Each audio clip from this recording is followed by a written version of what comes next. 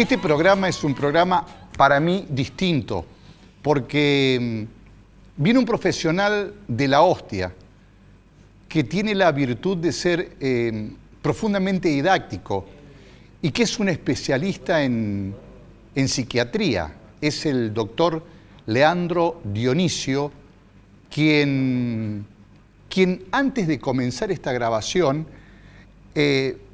le decía, pará, no cuente, porque empieza a volcar su sabiduría, su experiencia, su lectura de la salud mental, y todo lo que dice es digno de escuchar, Leandro. Todo lo que usted dice es digno de escuchar. Bienvenido. Bueno, muchas gracias, Oreste. Siempre es un gusto estar con vos. Pero, bueno, uno puede compartir para mí también, porque ¿no?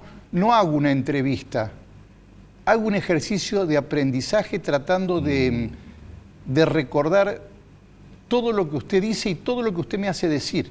Claro. Recién le acabo de decir que yo soy autor de mi construcción y mi destrucción. Parece una sala de terapia, porque cada uno se construye y también cada uno se destruye. Totalmente. Vos estás diciendo, digamos, lo último que sabemos al respecto de la mente, que yo creo que es un tema, indudablemente sigue siendo un tema enigmático, porque uno habla de la mente, qué poder tiene nuestra mente, hasta dónde podemos llegar, de qué manera se procesa lo que vivimos, lo que sentimos, ¿no es cierto?, lo que hemos recorrido y lo que nos falta por recorrer. Entonces la mente se convierte en una incógnita muy interesante que impacta naturalmente en nuestro nivel de salud y también en la longevidad, que es un tema que no hay que hoy despreciar, porque vos sabés que llegamos, como sea, llegamos a años... Se han extendido los límites. Totalmente, sí, y no es lo mismo llegar de manera exitosa, o sea, que hoy lo veo, digo, vos seguramente has visto la cantidad de grupos de más de 90 años que se juntan a compartir experiencias vividas, lo que han aprendido, y bueno, y aparecen un sinnúmero de cuestiones que indudablemente cuando uno tiene más conocimiento de su propia mente, puede, ¿no es cierto?, orientarla. Fíjate por qué te digo esto. Yo tengo siempre cuento esta anécdota porque me parece muy cómica. Yo tengo un peluquero joven, un tipo muy interesante, ¿no es cierto?, que ya cada vez trabaja menos en mí, por supuesto, y una vez me preguntó si la mente tenía autonomía al respecto de uno mismo. Mirá qué pregunta interesante. Sí. Yo dije, me quedé pensando y digo, y sí, por supuesto que tiene autonomía. Nuestra mente va por otro camino distinto al que la voluntad la quiere llevar. Exacto. Ahora, en la medida en que yo me conozco, puedo hacer coincidir la voluntad con lo que la mente quiere o no quiere, y yo poder de alguna manera aprender a disfrutar de lo que la mente me ofrece y no quedar entrampado en lo que la mente me obliga. ¿De dónde viene toda esta cuestión? En primer lugar, nuestra mente no sabemos dónde está. Hoy no podemos decir que está en tal o en cual lugar. Yo a veces empiezo mi clase en psiquiatría, a los estudiantes de medicina le digo, ¿y dónde está la mente? Entonces, viste, los chicos empiezan, bueno, la mayoría, ¿qué te va a decir? En la cabeza. En la cabeza, en el cerebro. Eso tiene una historia, por supuesto, un fundamento filosófico. Descartes habló de cuerpo-mente y de alguna manera desintegró lo que nosotros somos en realidad, porque no somos cuerpo-mente, somos un ser autónomo, integrado, humano, con una serie de elementos que configuran nuestro propio organismo, y el cerebro aprende de nuestro organismo y es por lo que nuestro organismo le dice también. Por lo tanto, el cerebro es una parte, importante por supuesto, pero no más importante que la nobleza que tiene el corazón o el aparato digestivo. De hecho, cuando uno tiene, o debería ser, yo te diría, para la mayoría de nuestros colegas, cuando hay alguien que viene por una consulta en donde aparecen problemáticas cardiovasculares o gastrointestinales, hay que evaluarlo integralmente. No se puede tratar la tensión arterial solo como si fuera un problema exclusivamente cardíaco. De arterias, claro. De arterias. Claro. Seguramente hay algo de personalidad, hay algo de lo vivido, hay algo de lo no resuelto, hay algo de insatisfacción que está conectada con esa hipertensión. Y yo no puedo, si quiero verdaderamente hacer una atención integral del paciente, no puedo solamente pensar en la medicación. y listo, como si ahí yo resolviera el problema de la tensión arterial. Y ni qué hablarte de la problemática gastrointestinal. Hoy tenemos mucho más conocimiento del eje que va desde lo que pensamos hasta todas las sustancias químicas que se segregan dentro de nuestro cuerpo. O sea, un pensamiento tiene un impacto multifuncional en el organismo.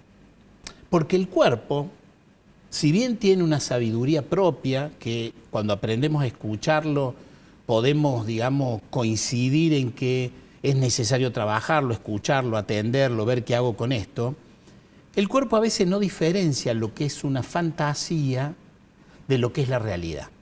Cuando te digo esto, ¿a qué me refiero? Si yo traigo del futuro toda una cosa negativa, lo que viene es malo, lo que va a pasar cada vez va a ser peor, mi cuerpo no lo puede diferenciar del clima.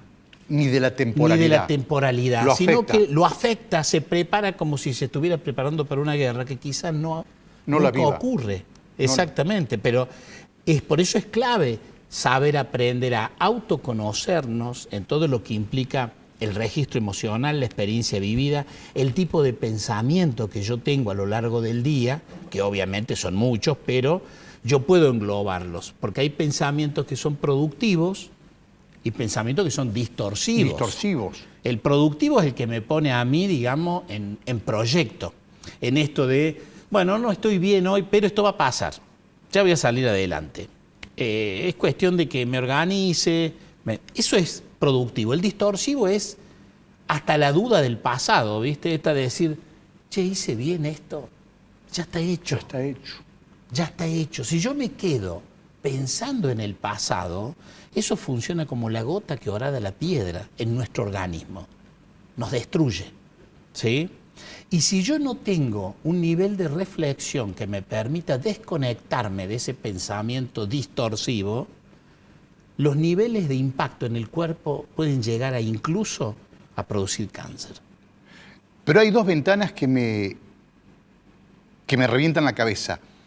El volumen de información que has contado en estos primeros minutos la puedo sintetizar en el autoconocimiento que cada uno deberíamos tener sobre nosotros. Y viviendo la vida que vivimos y viendo cómo vivimos la vida que estamos viviendo en general en la Argentina, no tiene solución porque hay muy poca práctica, ejercicio, estímulo o aprendizaje del autoconocimiento. Sí. La gente está poniendo en la plata, en el trabajo, en la crisis, en la inflación, en la violencia, la descarga o la respuesta a un estado de mucha hostilidad, pero no está haciendo una introspección. Exactamente. Lo primero que yo te diría es que, tomando varios autores sobre la materia, que la guerra y la paz está dentro nuestro, no está afuera. La posibilidad de tener armonía y de alcanzar el bienestar depende de cómo nos miramos para adentro. Yo a veces juego con esto de hacia dónde miran nuestros ojos, porque nuestros ojos miran hacia afuera. Nosotros no tenemos la posibilidad de mirar hacia adentro. Ahora, es muy interesante a veces si tomamos como práctica la posibilidad de cerrar nuestros ojos y escuchar nuestro cuerpo y conectarnos con nuestro ciclo respiratorio. Eso que yo te lo cuento rápidamente es lo que los orientales le llaman meditación, ¿no? Y que es la mejor manera de poder empezar a aceptar y conectarme con lo que yo percibo internamente. Porque cada órgano nos da información, ¿sí? Lo que sucede es que si el esfuerzo nuestro está puesto en el afuera, permanentemente creemos que la solución a nuestros pesares va a estar precisamente allá afuera. Y no va a estar en esto de poder manejar la aceptación, el perdón, la reconciliación, el optimismo, la capacidad de trascender, la posibilidad de conectar de que lo que yo hago va más allá de mí mismo y que tiene innumerables, digamos, impactos que a todos nos debe pasar. A vos te debe haber pasado también, Oreste, porque tu recorrido y tu éxito profesional hace que mucha gente diga, vos sabés que una vez te escuché decir algo y para mí fue tan importante, y vos no lo registraste a eso. No. Y a veces nos pasa en una clase, ¿viste? Que yo me encuentro con alumnos. Me ha pasado con muchos alumnos. Bueno, eso que dice, una vez nunca me voy a olvidar que dijiste tal ¿viste? cosa. Y vos capaz que no tenés el registro. Y no tenés lo que dije. Es más, si no te lo repite, y a veces te lo repite y vos decís, yo dije eso. Totalmente. ¿Me entendés? Porque no te acordás. Totalmente. Para él fue trascendente, a lo mejor para vos no. Totalmente.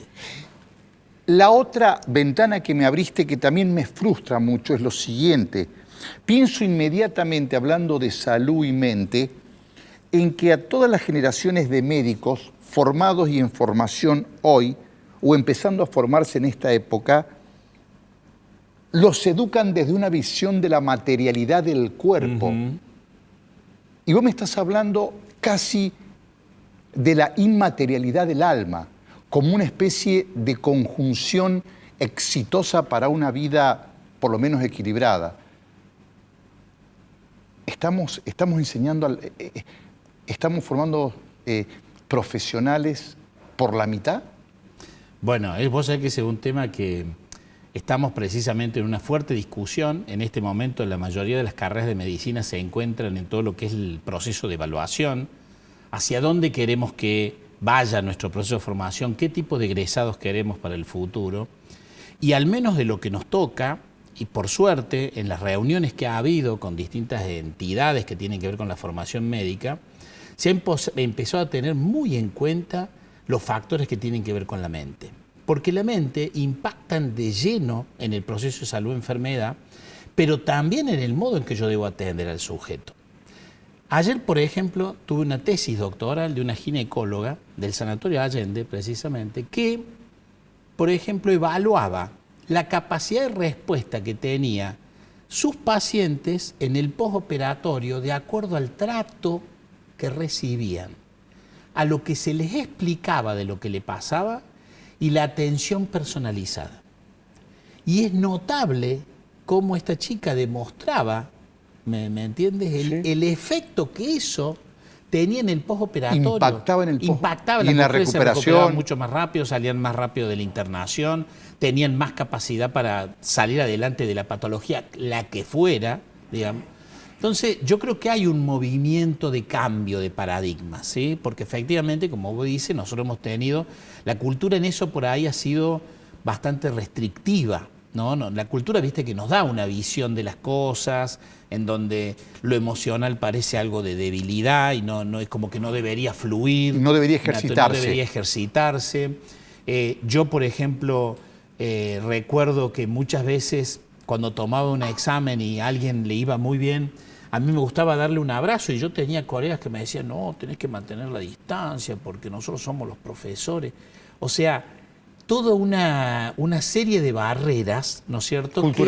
Culturales que nos alejaban de la posibilidad de la empatía y la compasión, no sabiendo que eso tiene un efecto notable en los sujetos. O sea, no es lo mismo una persona que no tenga acompañamiento, ¿sí? Y que el acompañamiento no significa el consejo, porque para consejo es lo peor que podemos hacer. ¿Viste? Cuando uno está mal, no quiere que te vengan a decir lo que tenés que hacer. Sí.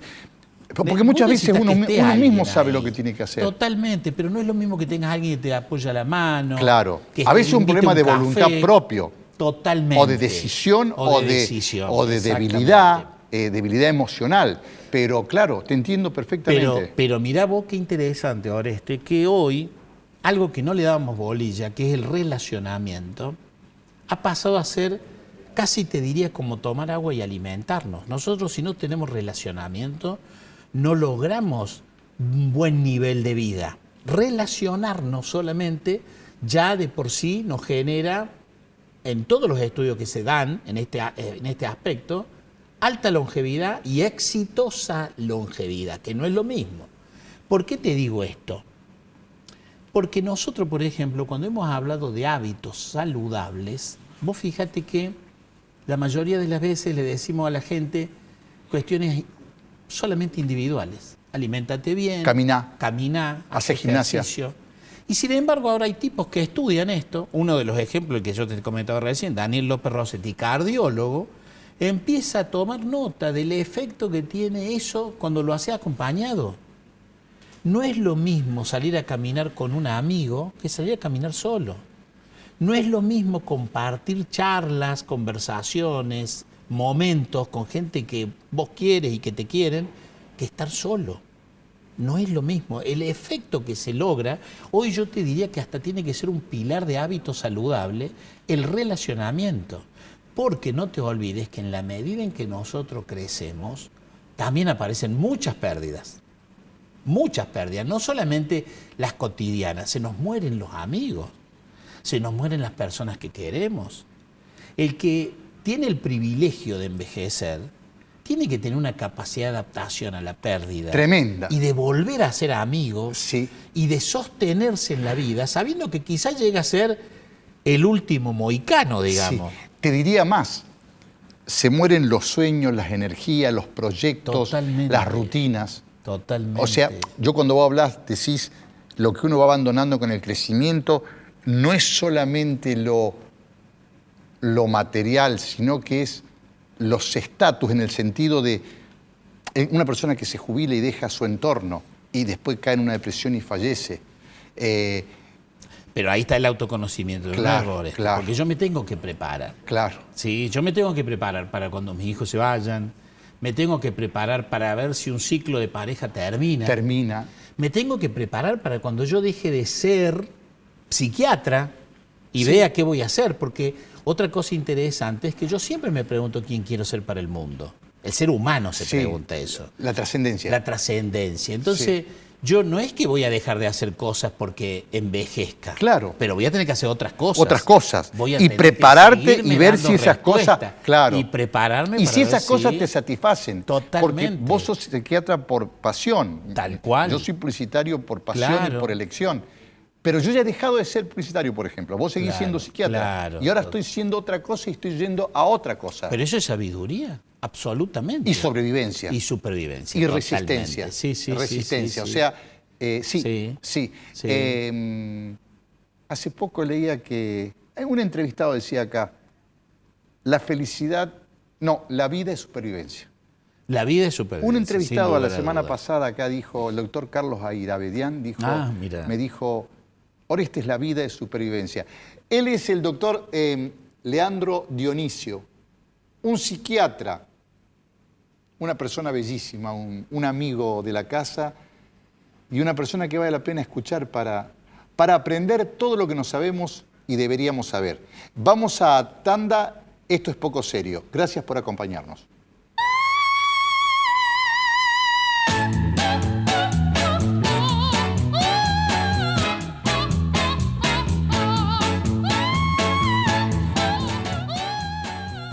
Una pregunta que no quiero faltarte el respeto porque me parece que es una pregunta tan amplia.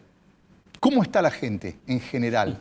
Como uno es un neófito en los temas que vos sos especialista, pero uno ve desasosiego, uno ve mucha ansiedad que inevitablemente te lleva a la depresión. Uno ve mucha insatisfacción. No son felices ni los que están bien ni los que están mal.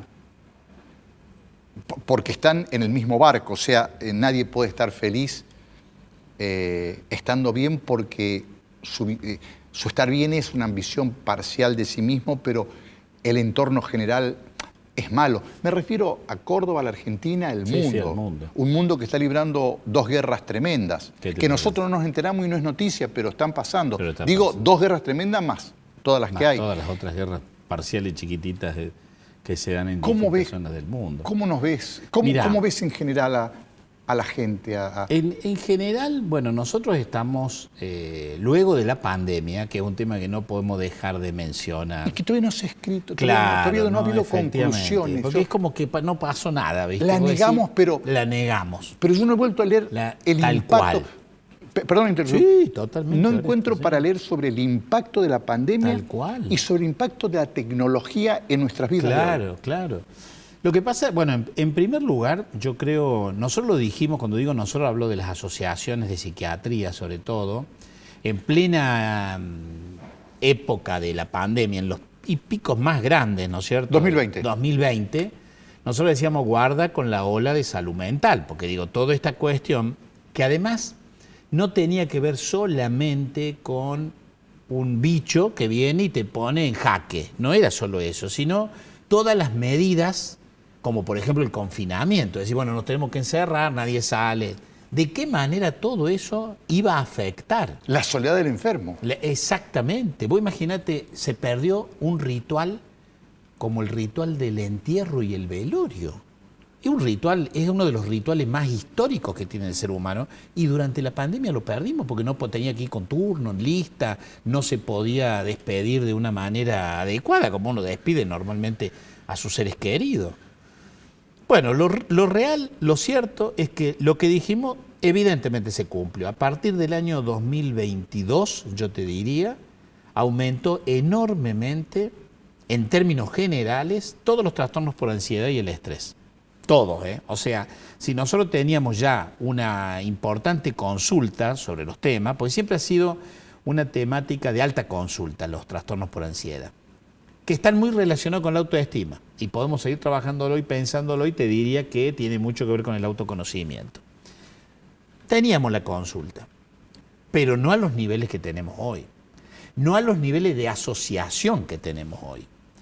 Y si voy a lo más específico, esto tiene un impacto muy fuerte en los adolescentes, tremendo, porque vos no te olvides que los adolescentes en pleno 2020, el que estaba en el momento de su definición, que para poder definir esto de quién quiero ser para el mundo, vos necesitás de tus pares, confinamiento, no había reunión, no había posibilidad de pares, y empezó a crecer el sistema tecnológico y de comunicación, indudablemente no fue lo mismo.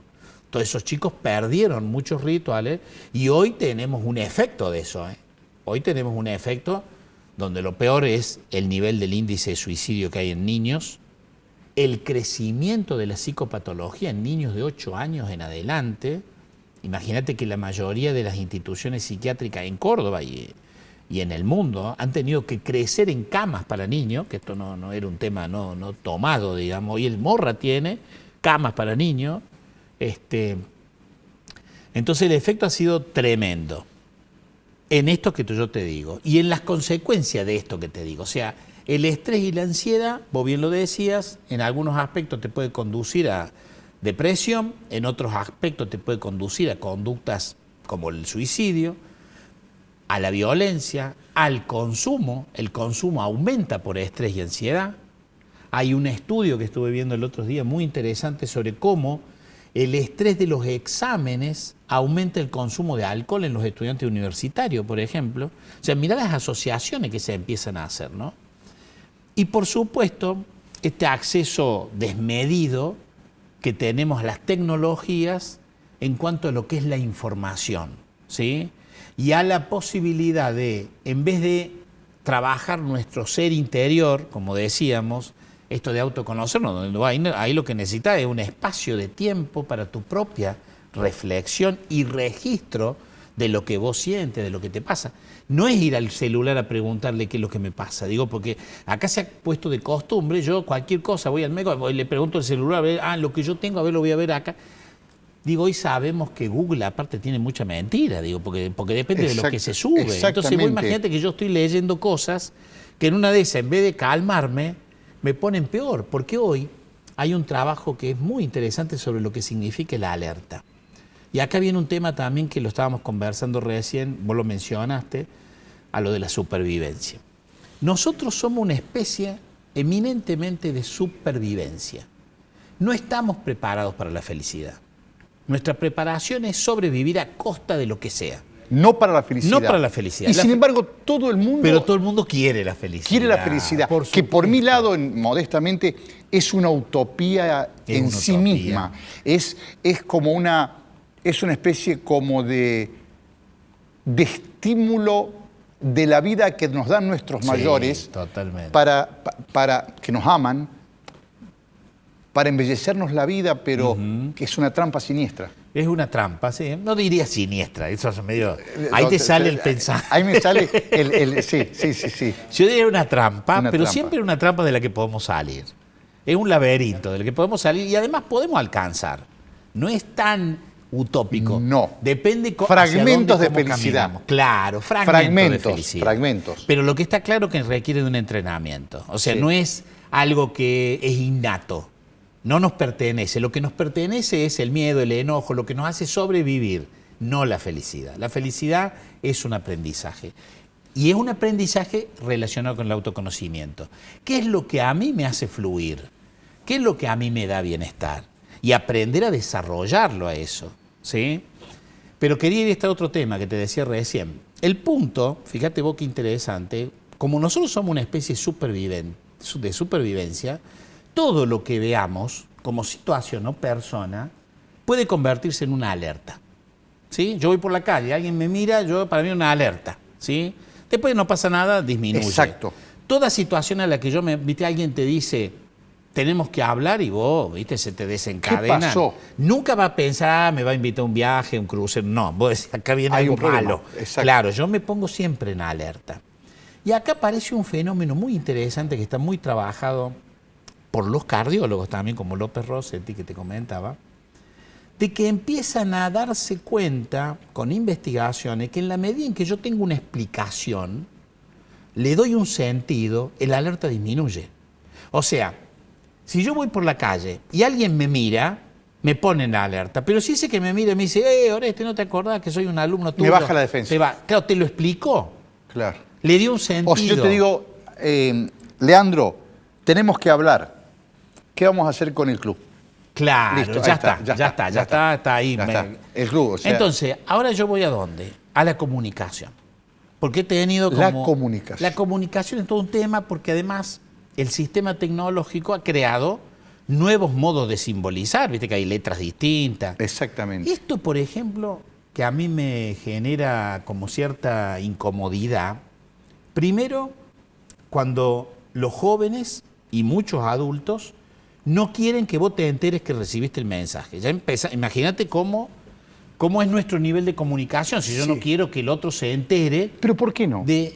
Porque yo lo he preguntado, vos sabés, yo empiezo Me pasa a con mi preguntar, hija. ¿Por qué le sacaste el tilde azul? No, porque si no, viste cómo es la gente, quiere una respuesta. Y sí, todo el mundo quiere una respuesta, Claro. porque te está preguntando Ahí está el algo. egoísmo. Ahí aparece el egoísmo. Sí. Que es un egoísmo, digamos, muy difícil de trabajar, porque volvemos a la alerta. O sea, si yo te mando un mensaje y vos no me das ninguna respuesta, vos a mí me ponés en alerta, yo no sé qué te pasa, no sé si estás enojado, si te pasó algo. Sí. A mí me pasa. Lo que pasa es que la tecnología me permite chequear si lo ha leído. Exactamente. Y ahí me tranquilizo. O sea, te tranquiliza que lo haya leído, Exacto. pero vos imagínate si le estás preguntando algo que para vos es importante. Te la tenés que bancar. Te la tenés que bancar. Sí, es muy pero justo. ¿qué va a significar Pero sobre eso desarrollé también una técnica. Desarrollé todo un sistema de desamor en la ansiedad. Una especie de desapego. Está bueno eso. Sí, eliminé la ansiedad. Sí. Porque trabajo mucho sobre mí. O sea, cuando chequeé con mi hija, eliminé la ansiedad y el pensamiento negativo. Bien. Y con ejercicio, hace meses, cuando no contesta, no contesta. Y a vos eso no te genera ya alarma, alerta. No, veo leído, está viva, lo leyó. Viva, punto. Que se cague. Claro. O sea, digo, sí. Vos por lo menos te sacás la preocupación. Porque si no trabajo sobre ese sistema de alertas, que yo no sabía que eran de alertas, se vuelve un infierno tu vida. Se vuelve un infierno. Vivís asustado y vivís amenazado por cosas que decodificás porque no podés completar la información. Claro. Pero yo sí le agregaría ahora que, si bien es importante este trabajo que vos has hecho, y es muy importante que nosotros dejemos atrás esa alerta por esta modalidad que existe hoy, que está presente por la tecnología, también es importante que tomemos registro compasivo del otro. ¿Se entiende? Sí, perfectamente. O sea, en algún momento tiene que haber un momento propio de reflexión. Sí. ¿Se merece esta otra persona que yo me dé el lujo de no dar ninguna respuesta? No, yo no lo hago. Claro, yo no lo hago, yo tampoco lo hago, pero digo... Pero aparte no demando, ¿eh? Claro, bueno, pero a veces un aprendizaje, comentario... He descubierto que... ¿Vos? Yo he descubierto algo. A ver. Todos los consejos a un hijo son irrelevantes para ese hijo, por el rol de padre. En mi experiencia personal y viendo. Es una cosa que Tendríamos para hablar muchos programas, Sí, pero sí, sí. es increíble. Lo hice como hijo. Sí, No le di ni 5 de pelota a mi papá. sí. ¿Me entendés? El interés, el amor y el interés profundo que yo siento ante mi hija y su ausencia ostensible de mi vida es exactamente lo mismo que yo hacía con mis padres. Mira. Entonces lo recordé. No tengo derecho a quejarme. Y tengo que entender que esa señorita está en su yeite, está en su ritmo. Sí, sí. No tengo derecho a quejarme ni a demandarla.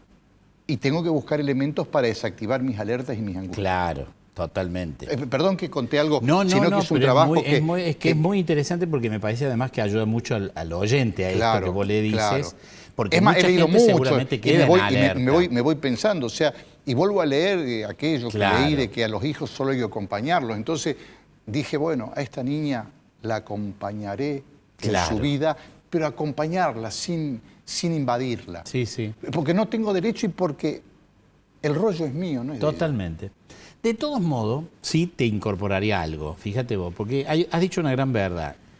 Todo lo que nosotros transmitimos de manera directa, como un pedido, salvo que sea una relación de pareja, Sí, no tiene un buen efecto. ¿Sí? Porque funciona como un consejo. El consejo funciona en la medida en que yo te lo pido. Si vos me das un consejo, medio que me cae mal. exacto. Porque ¿quién sos vos para venir a me decir a mí lo que yo tengo que hacer? Sí. Imagínate en esta relación padre-hijo, Ni hablar. peor todavía. Pero sí tenés un mecanismo muy interesante, que es el mecanismo indirecto, que lo descubrió un terapeuta que se llamaba Milton Erickson, que para mí fue uno de los grandes terapeutas del siglo XX, que él jugaba con lo indirecto. Y con lo indirecto te hacía pensar. Claro. ¿Me entendés? Por ejemplo. Genio. Un genio. Sí. Él decía, por ejemplo, va a tener mucho más efecto en una mesa, donde estamos todos comiendo, que vos converses con tu pareja o con otro de un problema que vos sabés que le pasa a este hijo, pero vos lo conversas como un tema... El tipo lo internaliza, escucha y internaliza. Totalmente. Claro. Yo te digo porque a nosotros nos pasó que un vecinito de 15 años fue papá. Imagínate lo que fue en ese momento. Mi hijo tenía 15 años, el amigo.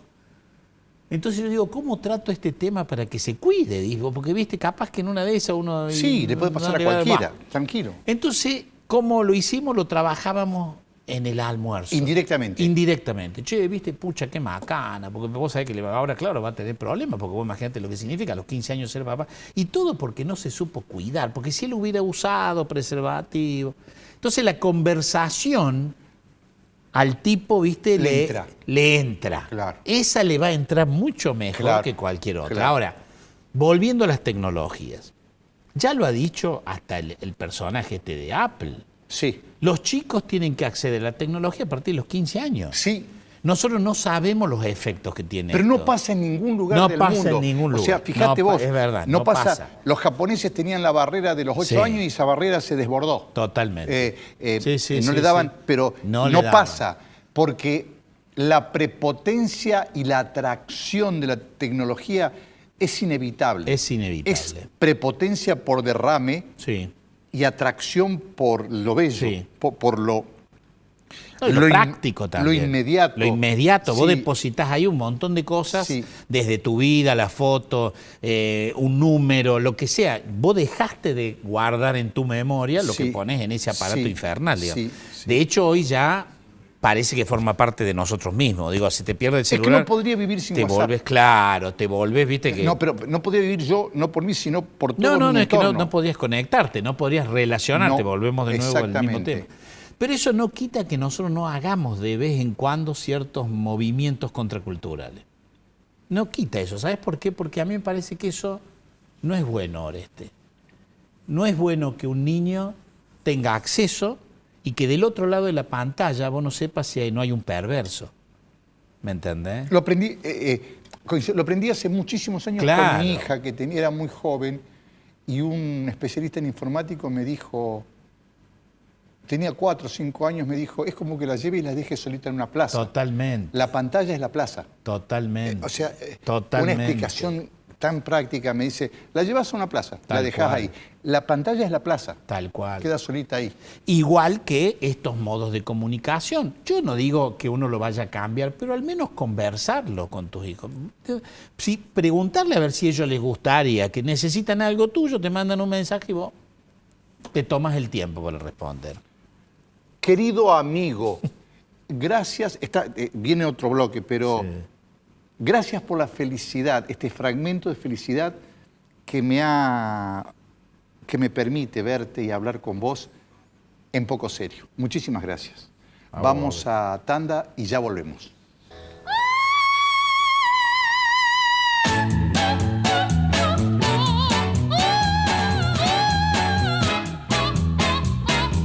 Al fin y al cabo, me da mucha gracia o mucha tristeza. Gracia y tristeza, porque al fin y al cabo, todo gira en torno a algo que no existe, que es la felicidad. ¿No es paradójico? En realidad, yo sí creo que existe.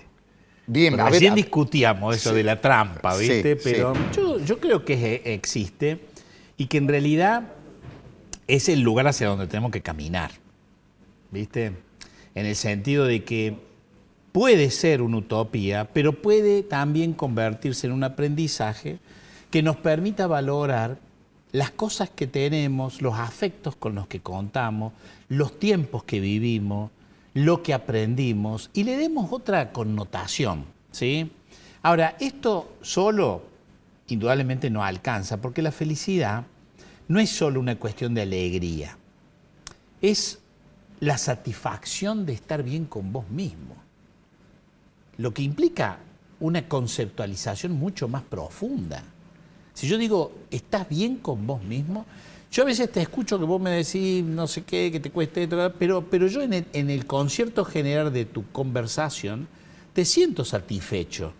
Fíjate qué interesante. Sí, satisfecho y preocupado. Y preocupado. ¿Por qué? Porque tengo la satisfacción. Sí. O sea, es un sinfín. Sí. Sí. Satisfecho y preocupado. Desde esa preocupación voy a la próxima satisfacción. Siempre digo, cuando todo está bien, yo pienso, no todo está bien. ¿Qué está pasando? ¿Me entendés? Sí. Porque después de estar bien está mal. Y si no estás alerta, quizás tenga demasiadas alertas, pero son mi sistema de defensa. Seguro. Lo que pasa es que ahí sí nosotros tenemos que hacer como una diferenciación, Oreste. Por un lado, la incomodidad genera creatividad. Si no hay incomodidad, nadie crea nada. Bueno, perdón, tócate un tema, quédate ahí. Porque siempre dicen la zona de confort. Hay que salir de la zona de confort. Hay que salir de la zona de confort, totalmente. Pero sin embargo es como que todos buscan la zona de confort como un ideal de felicidad. Indudablemente. Y se entierran hasta acá. Claro, es que eso no es la felicidad. Perdón la interrupción. ¿Por qué no es la felicidad, Oreste? Porque vos después te vas a encontrar insatisfecho, porque no has producido nada. Digo, yo siempre me hago esta pregunta. ¿Quién se levanta a la mañana bailando? Dice, ¡ay, qué lindo son los despertadores! No, todo, hay que levantar. Bueno, hasta que engancharon tus engranajes, sí. Uno hace ese esfuerzo. Sí. Es un momento de incomodidad salir de la hasta cama. El mate, en mi caso. Hasta el placer mate. del mate. Fíjate vos, el mate ya te activa. Y me da Entonces, placer. La incomodidad la necesitamos. Ahora, no es lo mismo incomodidad que alerta. ¿Sí? Claro. Incomodidad a mí me moviliza para buscar algo que me dé satisfacción. ¿Sí? Ojo con la satisfacción superficial, la que está afuera, no la satisfacción interna, es decir, hoy me siento bien porque logré cumplir un objetivo, ¿sí? De vida, porque veo que mis hijos están felices, porque veo que mi hija está bien en donde está. Entonces siento que he construido una persona sana, de alguna manera, ¿sí? Entonces eso te da satisfacción de vida, ¿sí? Sí. No te la da que tenga un buen auto o una casa solamente, eso no alcanza. No alcanza, Es más, nunca va a alcanzar porque apenas lo tenés, enseguida se te va, digo, no tiene... En cambio lo otro, no, que tengas un hijo con vida y con buena vida. Sano, ¿qué te parece lo que implica? Ahora, eso no significa que uno no puede encontrar siempre la felicidad a pesar de la circunstancia que te toque atravesar. Ya Víctor Frank decía, fíjate vos, la última libertad que perdemos es la libertad de elegir cómo transitamos nuestras propias desgracias. La libertad de elegir cómo transitamos nuestras propias desgracias. Y ahí, en esa contradicción, también está la felicidad.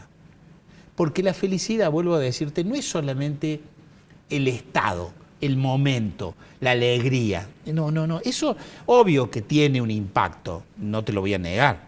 ¿Sí? Un buen encuentro de amigos, sentir que fluyó la noche, nos reímos, tomamos buenos vinos, hicimos una buena comida y nos acordamos de buenas cosas. Tiene lo bueno eso. Pero esto otro es mucho más profundo. Aprender a conectarme, a no ser rencoroso, a ser generoso, aprender a dar el tiempo a las cosas, a aprender a disfrutar del logro de un otro, sentirme que puedo ayudar, sentir que lo que yo hago va más allá de mí mismo. Que yo cuando hago un programa de esta naturaleza, quizá hay alguien al que estoy ayudando. Es la idea. Bueno, ese efecto tiene que ver con la felicidad. Porque nuestra felicidad tiene una complejidad tremenda por nuestra complejidad de la mente. Nosotros tenemos una complejidad que no nos alcanza solamente con sobrevivir. ¿Sí? Yo necesito además mirar para atrás y sentir que he dejado cosas que van a estar más allá de mí mismo. ¿Y el sentido de la vida? Y ahí está, eso es un punto trascendental, eso está estudiado. La trascendencia, ¿no es cierto?, tiene que ver con esto de la posibilidad de encontrarme con uno de los aspectos más importantes que tienen que ver con mi propia felicidad. Pero no es buscarlo como algo complejo, sino encontrarlo en lo que yo hago.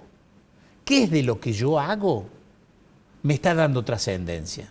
Es más simple para el ser humano, cuando yo lo puedo ver de esa manera. Claro. ¿Qué es lo que vos hoy estás haciendo que te está dando trascendencia? Pensarlo. Es como, ¿viste el registro emocional? Sí. Bueno, también tener ese registro. No, yo lo que hago, porque además sabés que hasta puede orientar el tipo de programa que vos querés generar. El tipo de debate que querés generar acá en el espacio, lo que el oyente escuche, de qué manera lo ayuda a pensar, a transitar esta etapa que es terrible, porque no estamos en un buen momento. No, es un mal momento. Un mal momento económico, muy difícil, político, social, cultural, con pérdida de valores, con mucha violencia, consumo. O sea, realmente, si uno se queda ahí, imagínate eso, entonces es una alerta extrema, eso directamente te morís, digamos. Entonces, sí, te morís del estrés. Te morís del estrés, totalmente. Yo lo que creo es que hay que apostar a estas pequeñas cuestiones, a poder decir, bueno, no, lo que yo hago tiene un grano de arena que ayuda a otro. Y una pregunta final.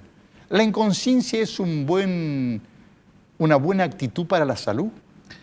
Bueno, absolutamente. No podemos negar de que a veces es un mecanismo. El Martín Fierro ya decía, fíjate vos, de manera interesante, olvidar lo malo también es tener memoria. Qué hermosa frase. Esa frase es fascinante. Olvidar lo malo también es tener memoria. Es muy buena. Y esa es del Martín Fierro. Mirá lo que fue esa obra, ¿no? Y tiene que ver también cómo funciona nuestra mente. Nuestra mente olvida lo malo, ¿eh? Sí, acomoda. Olvida, acomoda, niega. Un amigo niega, mío, y bueno, son mecanismos de supervivencia. Un amigo mío decía que la memoria tiene la virtud de acomodar la historia a lo que podemos soportar. Mirá qué interesante. Dice, la memoria tiene la virtud de que acomodás la historia. Él se refería a las historias amorosas, a lo que sos capaz de soportar. Tal cual. Leandro, ¿dónde estás?